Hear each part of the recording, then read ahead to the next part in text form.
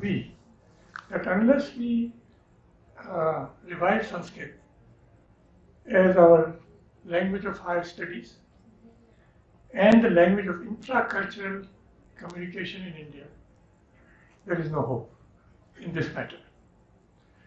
Tasmat, Ram Swamil, as Mahatma Gandhi said, we should try to be the change we want to see in the world. He never actually said that, by the way. But there are many statements to that effect. Tasmat, Aham Swameva Paravishye, Tarhi Asyam Sabhayam Sarvesham Swagatam.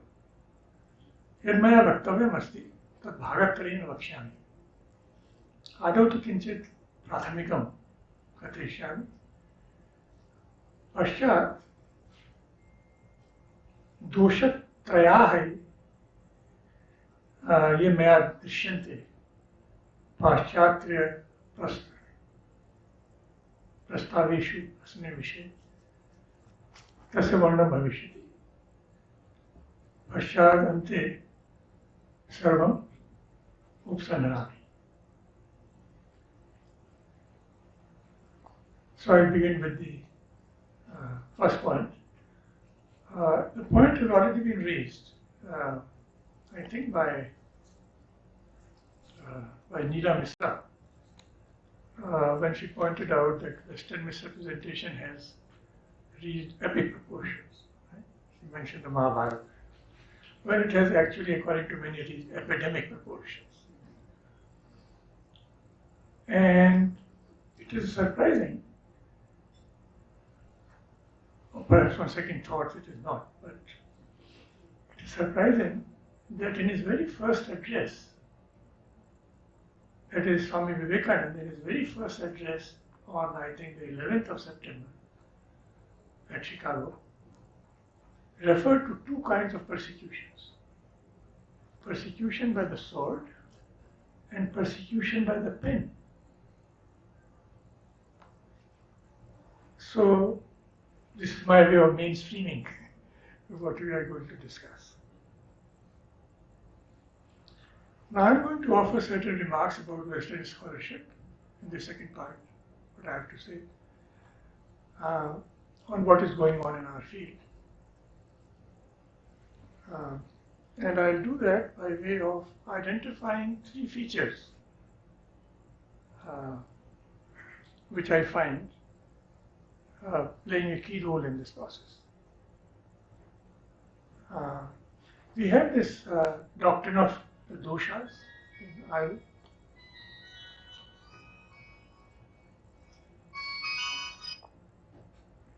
Excuse me.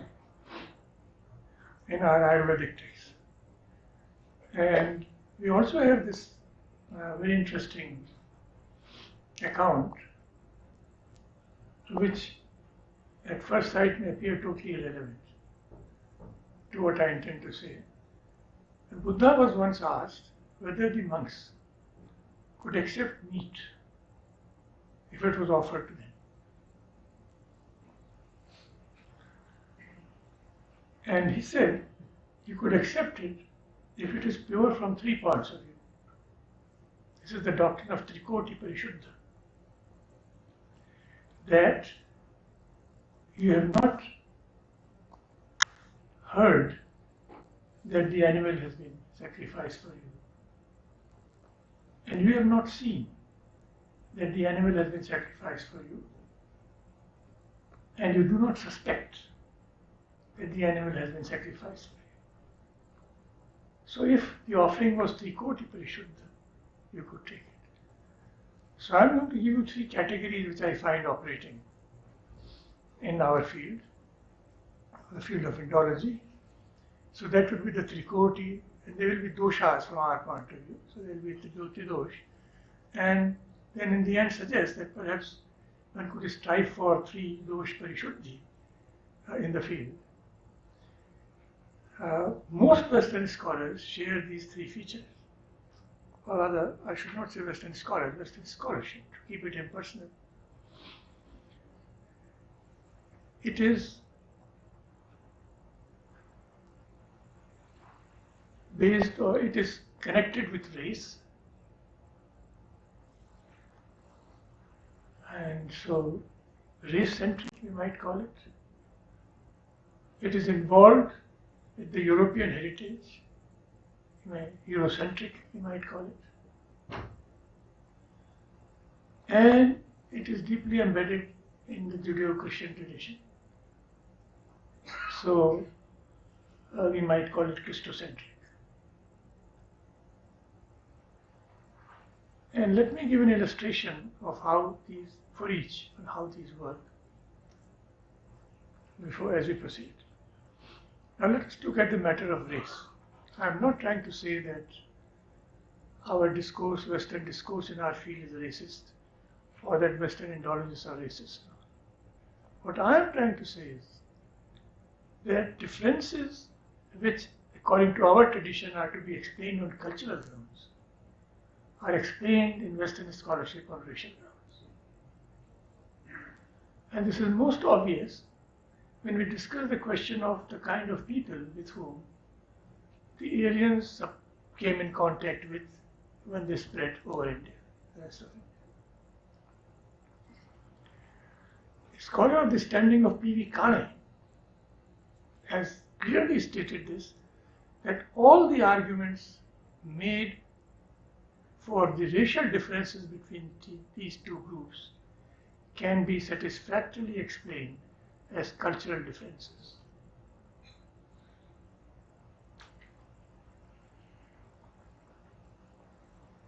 Now, this may have something to do with the fact that Indology came into its own in the heyday of Western expansion or European expansion or the rest of the world. And we should also be a bit sympathetic to the other side in this matter. If you belong to a race which was conquering the whole world, aren't you entitled to some sense of superiority? I mean, every field you are leading the world, intellectual, material, military, social organization, political organization, it can easily go to one's head. Right? And so maybe this is what happened. It seemed so obvious to them because they were racially different from all the various people they were coming in touch with and triumphing over, to use race as an explanation. So this is one part of it. The second, Eurocentric. Now, we often, it requires an effort of imagination for us to recognize how important the theme evolution was in Western thought, especially after the publication of The Origin of the Species by Charles Darwin around the middle of the 19th century. They tried to explain everything in terms of evolution. And now we also get social Darwinism and so on. What happened here was, and it's interestingly connected with race, Darwin spoke of the human race. He only spoke of different species, not different races among human beings. But this was the spin it acquired in Europe, in Darwinism. And so they applied the hierarchy among species, which Darwin was working with, to the races within the human species, which he had not attempted or even suggested, I think. So, now the actual illustration of how this distorts the presentation of material. Anybody who reads the Vedas, the hymns, the Samhita portion, the Brahmana portion, the Aranyaka, the Upanishads, will find it very difficult to deny that the idea that there is one ultimate reality is present throughout these various strata of literature. But because of the obsession, this is my view, with evolution, Western thought had to first posit polytheism, and then henotheism, and then Monotheism in the Upanishads is the crowning glory. Eko Deva Sarvabhuteshu Gura. Sarvavyapi Sarvabhutanta. They just did that under the influence of this view that you cannot have monotheism to begin with, or monism to begin with. It must evolve. Which of course raises the whole question whether the Homo religiosus evolves. Human beings may and creatures may, but does human beings as a religious being, do they evolve? So this is my second illustration for the second point. And the third point, we come to the Christocentric dimension. Now this, I think I'll take care of this for good. It never rings. Otherwise. Okay. So now, the first problem it created was for chronology. Now this point has been explicitly mentioned by Professor Klaus Klostermaier, that the date of the Rig Veda could not be pushed beyond 1800 BC because that was the time assigned to Abraham, and the earliest of the patriarchs, so to say. And I have actually seen this in print by a scholar. The statement is that the date cannot be moved beyond 1500 BC. Now, as a scholar, we are supposed to be open to evidence. If new evidence emerges that it is earlier or later, we accept that. We don't start a priori with the assumption that no, it can't be, before this or after that. And the second one was that because it's a missionary religion, it could not, well, there is, let me put it rather frankly, there is what we might call the pejorative imperative.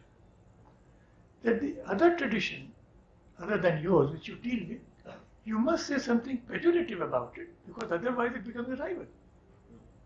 You must put it down.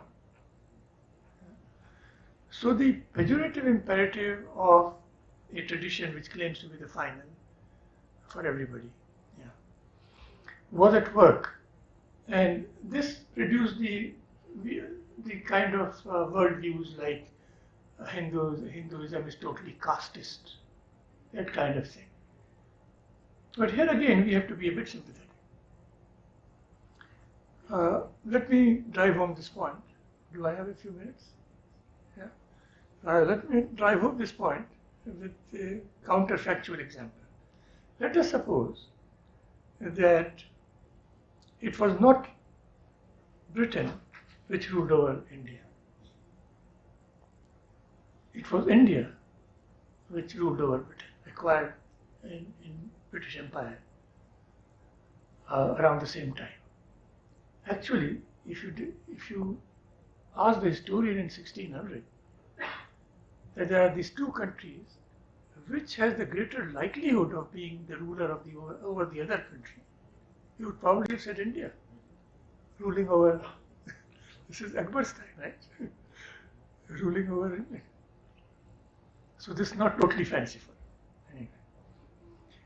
So now you are Indian, an Indian scholar. You are now trying to write about England,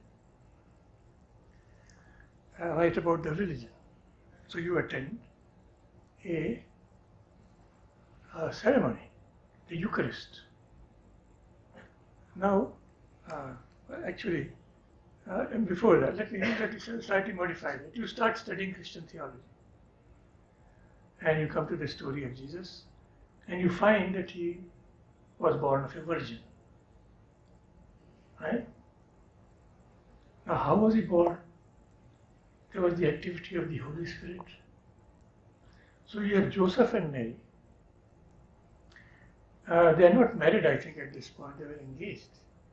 Or to maybe not clear. Not clear. Okay. And then the Holy Spirit actually, in some accounts, consults Joseph that, I have to undertake this task, this divine task. Is it all right with you? According to one account, he says it's all right with me, but what will the people say? Yeah. Okay, anyway. But you have this virgin birth. But please note that I am an Indian, right? And I'm looking at it and say that this seems to be an adulterous union. I'm not a Christian, right? So, the founder of this religion is born out of an adulterous union. Now, whether you call it fornication or adultery depends on whether Mary was a fiancée or was a wife. Okay? So I said this adultery seems to be a central feature of this religion. Right? And then I read the history of Catholicism and the private life of the popes. It's full of adultery. And then I come to Protestantism and I say, good. So here, the nuns, the monks married the nuns. This was the great, change made by Martin Luther.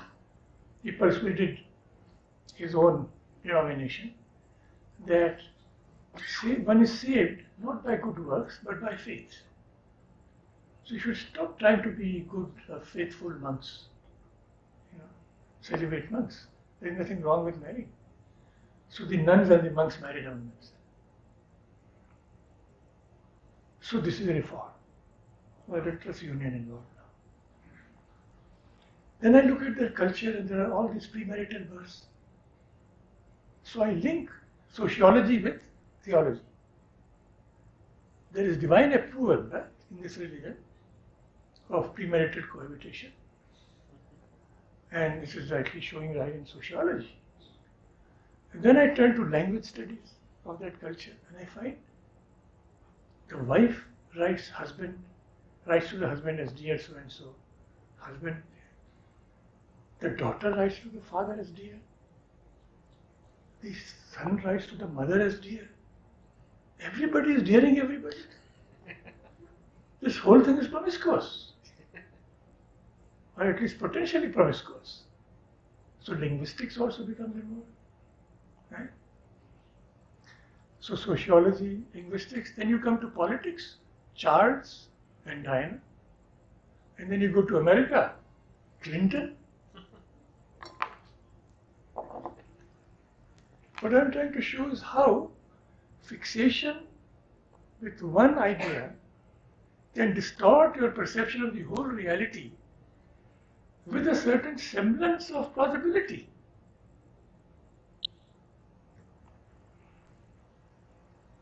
And maybe this is what happened to some Western scholars when they saw caste as the main visible feature for them.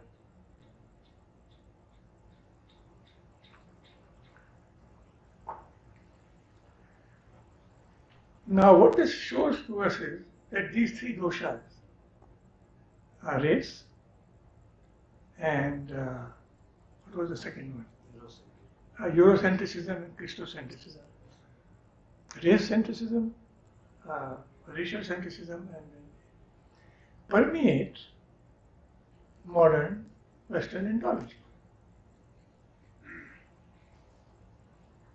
For the past 200 years.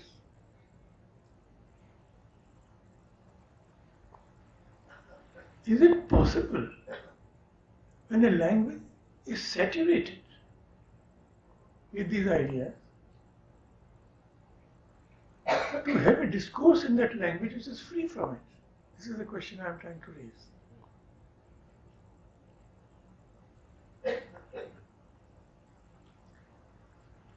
This is not some kind of linguistic determinism. Saying that, let me ask you a question. How many books do you think have been written on the caste system in European languages? Any guess?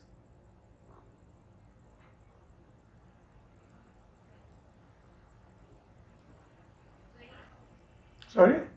20,000. She's taking higher guess. 20,000? I won't be, well, it could be, but. Yeah?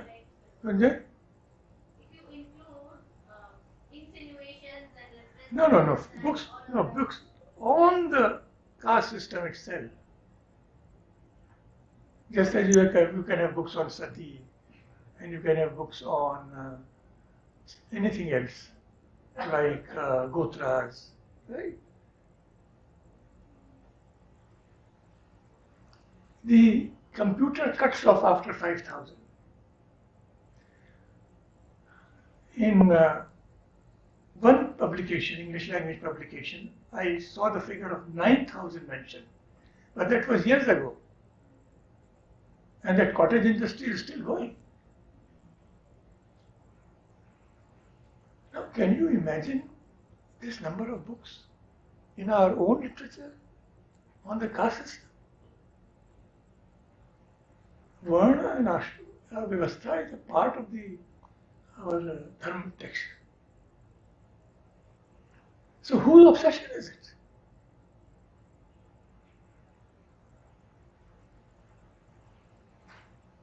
So in any case, the final point then is, the conclusion, the third part is, that not just for this reason, but also for this reason, we probably need to revive our own language as the language of discourse among ourselves.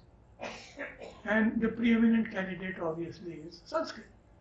It was our language of cultural communication before, when Persian took over in the field of politics, and English took over as the language of higher education.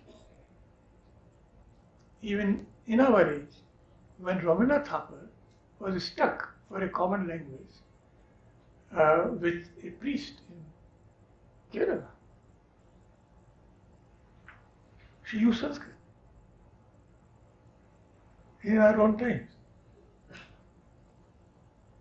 And Vivekananda has stated it very clearly that Sanskrit was our lingua franca. So there has been this 200 years of hiatus for the reasons we all know very well.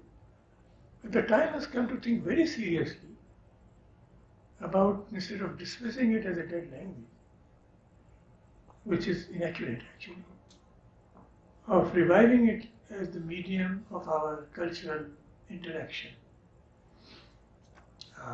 today. Thank you.